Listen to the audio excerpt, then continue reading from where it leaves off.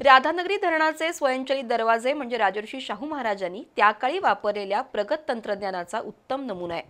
सध्या दरवाजांची उघडझाप होत असल्याने ती पाहण्यासाठी नागरिक मोठ्या संख्येने दरवाजाकडे जात आहेत। त्यामुळे गर्दी नियंत्रण करताना जलसंपदा विभागाच्या अधिकाऱ्यांची दमछाक होतीये। तसंच महापुराची दर तासाला पाणी पातळी आणि स्वयंचलित दरवाजाची माहिती घेणं, पाणी विसर्गाचं नियोजन करणं अशा कामांमध्ये अडचणी येत आहेत। यामुळे राधानगरी धरणाच्या 2 नंबर गेट पासून कुणालाही सोडलं जाणार नसल्याची माहिती उपकार्यकारी अभियंता प्रवीण पारकर यांनी दिली आहे। राधानगरी धरण गुरुवारी पूर्ण क्षमतेनं भरलं आणि धरणाचे 5 स्वयंचलित दरवाजे उघडले, तर शुक्रवारी सकाळी आणखी एक दरवाजा उघडला होता, मात्र तो शुक्रवारी दुपारनंतर बंद झाला।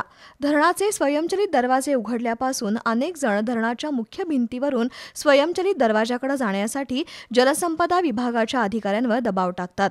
त्यामध्ये काही राजकीय नेत्यांची नावं घेतली जातात, तर पत्रकार असल्याचंही सांगितलं जातं। त्यातून काही अतिउत्साही पर्यटक अधिकाऱ्यांना त्रास देत असल्याच्या घटनांमध्ये वाढ होत असल्याचं जलसंपदा विभागाचे उपकार्यकारी अभियंता प्रवीण पारकर यांनी सांगितलं। धरण पूर्ण क्षमतेनं भरल्यानंतर धरणात येणारं पाणी आणि धरणातून जाणाऱ्या पाण्याच्या विसर्गाचं नियोजन करण्यासाठी इथले अधिकारी आणि कर्मचारी दिवस रात्र काम करतात। मात्र अतिउत्साही पर्यटकांमुळे अशा कामात व्यत्यय येतोय। अशा बाबी धरण सुरक्षेच्या दृष्टीनं चुकीच्या आहेत।